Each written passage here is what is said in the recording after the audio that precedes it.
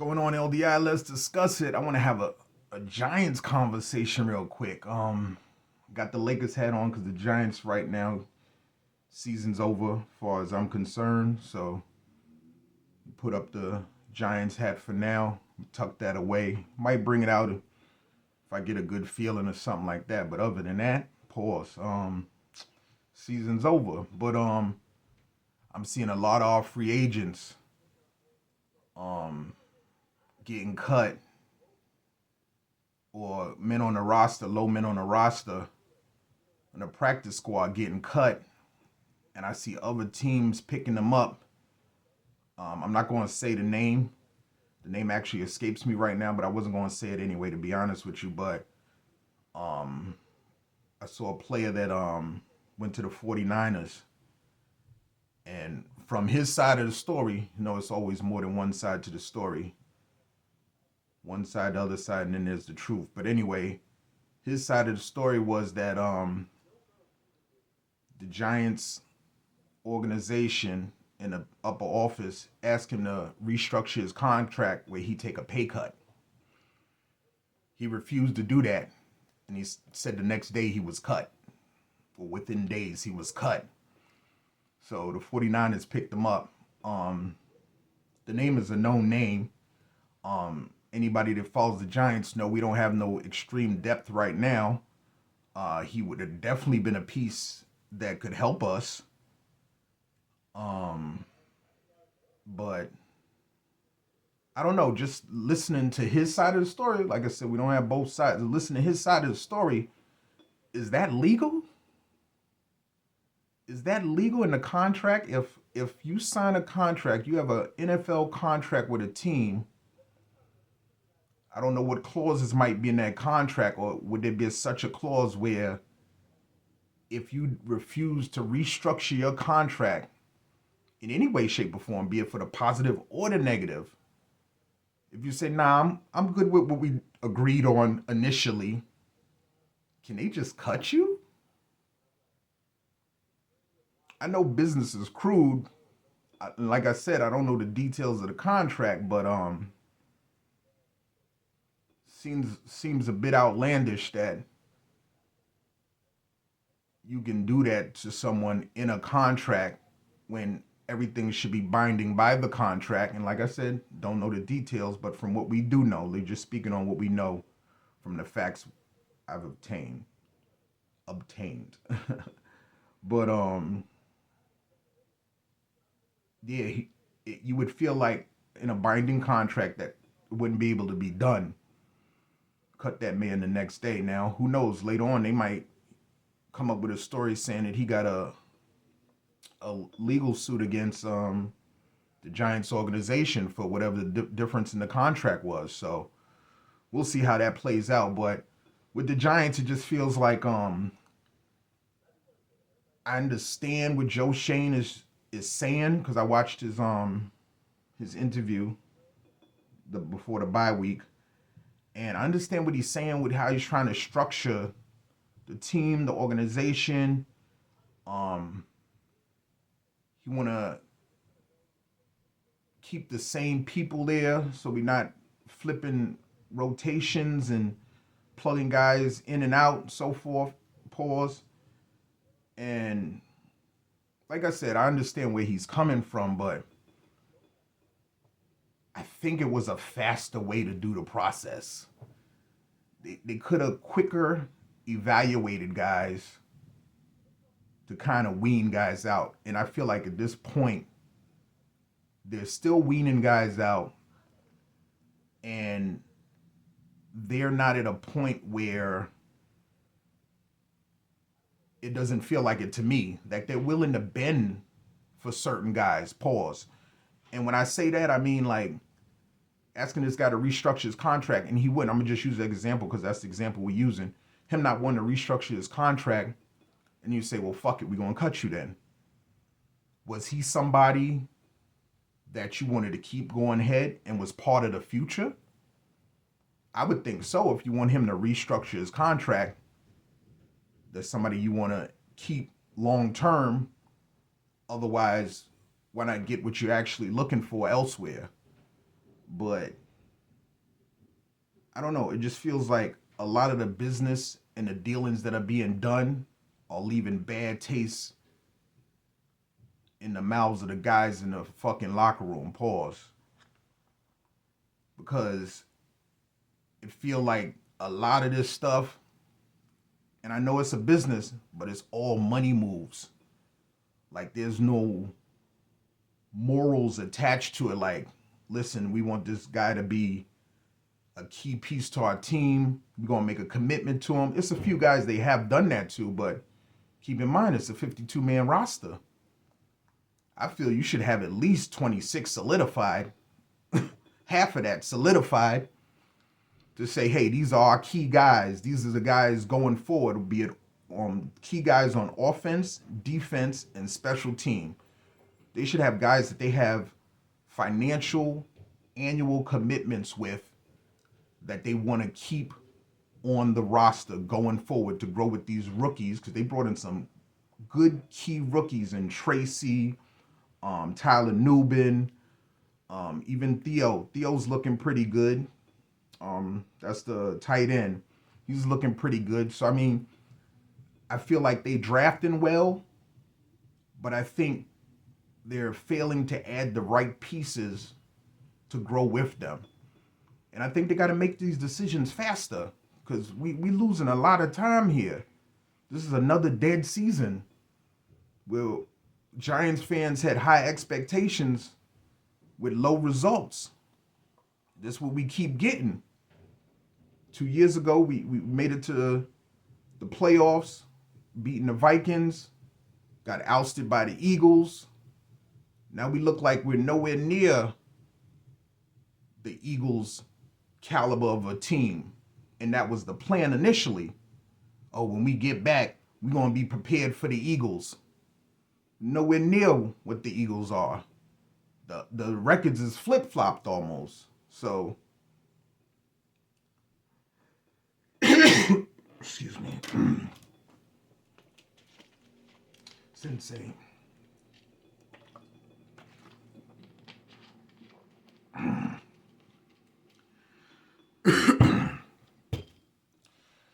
The guys that's making these decisions, like I said, they need to hasten these decisions. And I hear people talking about Shedeur Sanders, them losing out to possibly get him and then take Deion away as a coach of the Giants.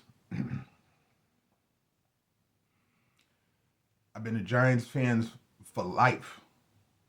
Excuse me. For life, I've been a Giants fan. I can't see them bringing in a black head coach with a black starting quarterback with Sanders attached to the end of it. Even if it's not about color, think about Odell. How outspoken he was. And that was part of the reason he got traded. And you gonna bring in Sanders's plurals? Sanders's? Nah. I don't see it happening. And every Giants podcast I go on, they got Cam as the number one far as quarterback prospect for the Giants. And when Sanders comes up, all of them say, nah, I don't think that's a good fit. And some keep it honest and keep it a buck and have said, yeah, we don't know about the last name attached to him and the camp that comes with them. So they think, for the most part, on field, for the most part, it's going to be okay. But they talking about the off-field activities and the attention that the name brings, and I've heard it all. I'm tapped into a few Giants podcasts, which I won't mention, but yeah. I mean, I was raised, I don't look at color, especially when it comes to business. If it's business, hey, all money is green. If this combination is going to bring your organization success. It's going to put asses in the seats because I know I ain't buy no Giants tickets. And I usually try to buy a set once or twice a year. I had no reason to want to.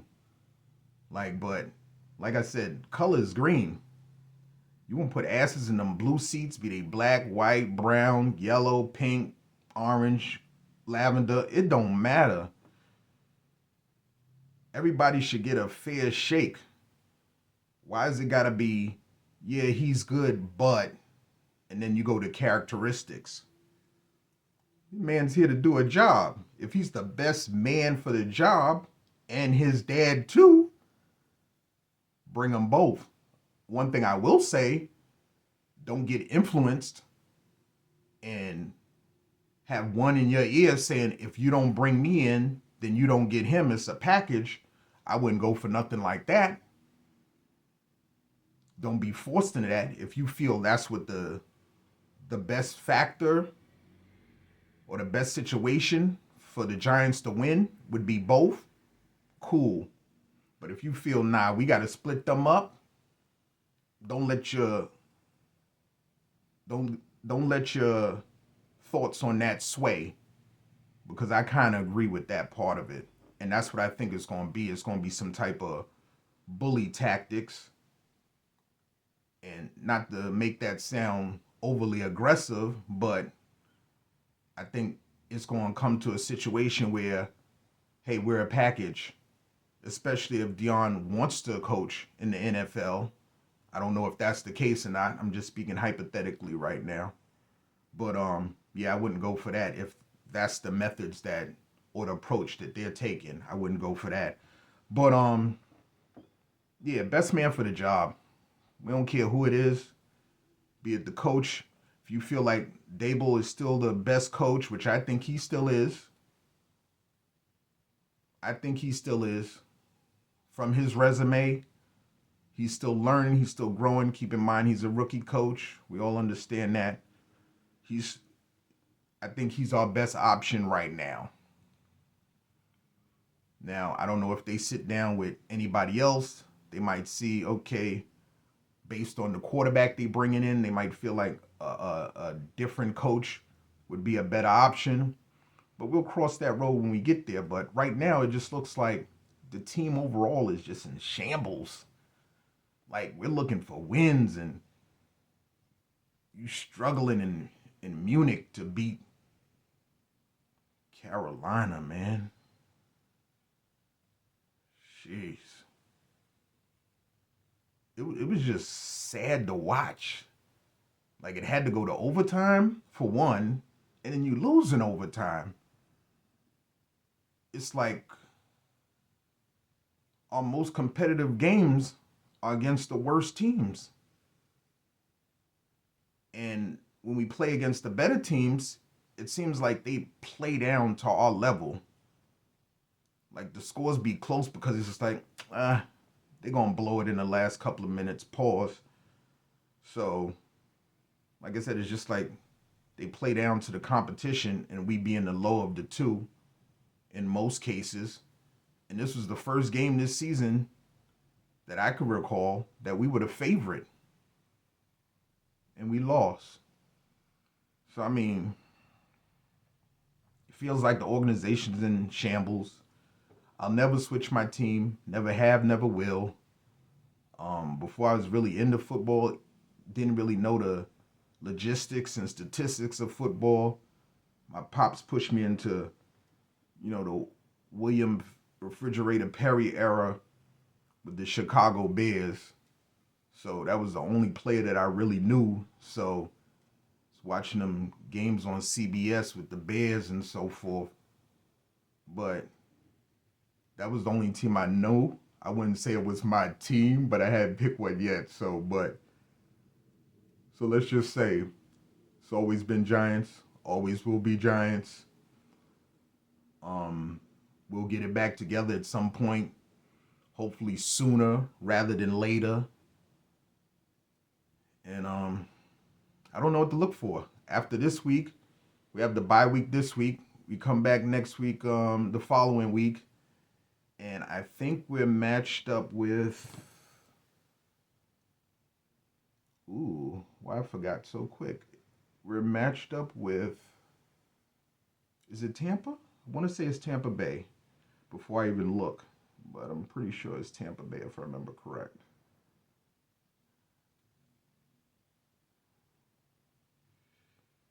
Giants, where we at?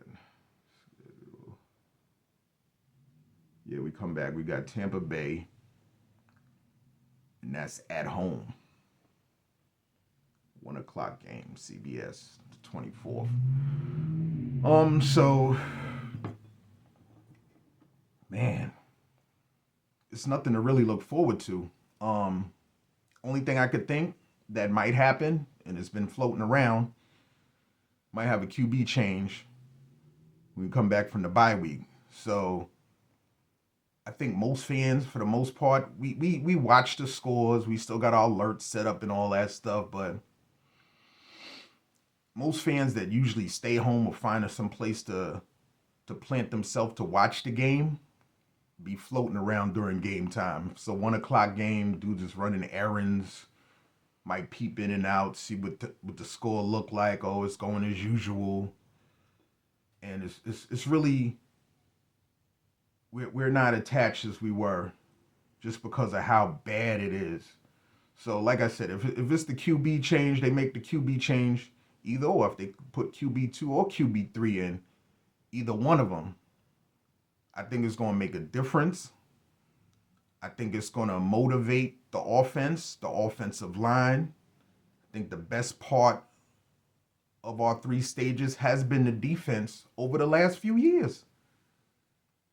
Our superstars and our superiority has been our defense for the last few years. Our defense is always above average, if not better than. It's always the offense struggling. We have special teams issues. I think we kind of getting that together now. We got some key pieces that play consistent, solid football. So special teams, I think, is under control. Of course, we could use some help here and there. Defense as well. Offense line has gotten much better. Still room for improvement, but much better. Feel more comfortable if you get a more competent quarterback back there. Make our offensive line look even better. So I think the offensive line has gotten better, but Daniel Jones is making it look minimal. It looks better minimally just because it's him. I feel if you had another quarterback back there that knew what to do at the time that he's allotted to get the ball in and out of his hands in that short window, which has been extended this season compared to last season, we could be successful. And I think QB2 or QB3 can up our chances and our odds of winning. So, like I said, it's the bye week this week. A couple of good games coming up this week. Might tune into the good games. It's hard watching teams that aren't my team and my team being out of it. So like I said, pretty much the season is over. But if there's a quarterback change, I will be tuned in. I hope you tune into if you're a fan of the Big Blue. Lakers playing tonight. Going for them boys, Looking good under J.J. Redick. Knicks is playing tonight too. I've been watching some of the Knicks games. They still haven't got it together. I mean, Cat's doing his thing. Everybody looks at numbers and statistics. I look at the cohesion, how guys gel together, pause. And I think it was a better mesh with Julius Randle. Now, initially, I did say this initially. I was like, the Knicks won. Excuse me. And it still could play out that way, that we all feel the Knicks won. But the way it looked right now, Minnesota has the better record. Julius Randle's balling, and he's balling to the extent where his team is winning. Cat is balling, but not to the extent where they're winning.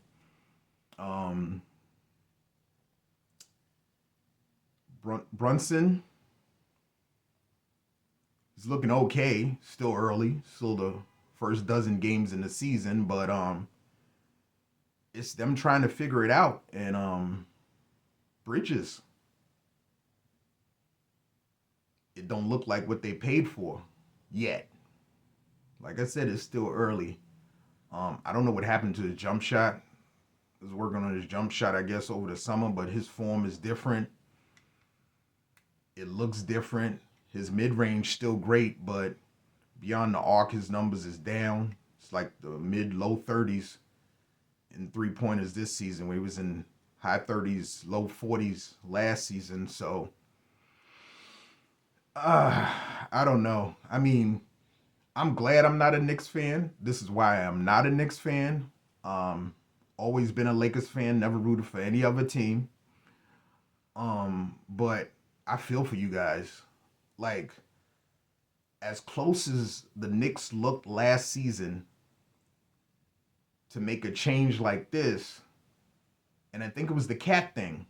I think Bridges coming in and leaving Randall, they would have been able to work with that. You brought in two new pieces, and brought in one guy 1 week before Cat, being Cat, 1 week before training camp started. When's the time to develop chemistry? I mean, they act like this was something they couldn't have done later on. I think this deal would have still been on the table later on, regardless of if Cat would have played good and they got to a certain point and it'd be like, hey, if you want him, you got to pay this. But from what I heard with the new bargaining agreement, with the cap space and all that, they had to cut salaries. So he was the guy that they chose to get rid of and felt they could still be competitive and be in the same position they were last season with the rest of the squad, minus Cat. So I didn't think the Knicks were in desperate need of a Karl Anthony Towns. Maybe they didn't want to lose Julius Randle for nothing, and they didn't want to pay him. I don't know. It just feels like it's all about money at this point. It doesn't feel like it's about how close we are, and we don't want to shake anything up or mix anything up and mess up the chemistry. Because when you see a lot of these moves get done, and it's even with other teams, not just the Knicks, when you see a lot of these moves get done, you be like, why did they do that? Did it make us better? The Dame Lillard move, it don't look like he want to be there. He said last season he was going through some stuff, He's a better person now. He got some things sorted out in his personal life, personal things he was going through. He's playing pretty good, but decent. Is below Dame average, Dame time average, but it's not what they expected. It's not what they paid for. And I honestly don't think he wants to be in Milwaukee. I don't think he wants to be in Milwaukee. So I don't know what he saw, what changed his mind, because he had a say from what I heard in where he went. I don't think that was his first pick. I'm not sure, but hey, we'll see how all this play out. There's a lot going on in sports, life, the world. Tap in, subscribe, share. I'm here. Dave Deluxe, LDI. Let's discuss it. You heard?